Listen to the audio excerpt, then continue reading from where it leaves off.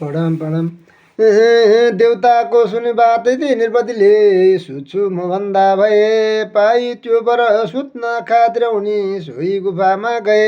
निन्द्रा भङ्ग घर आउने जनजो जानी नजानिकन होला भस्म हजुरको नयनको त्यो तेजले दुर्जना थाकेका तिन यसलाई ईश्वरको त्यस्तो हुनाले बर हृदयमा खल भस्म त्यो हुन गयो पारी तरुवागिर।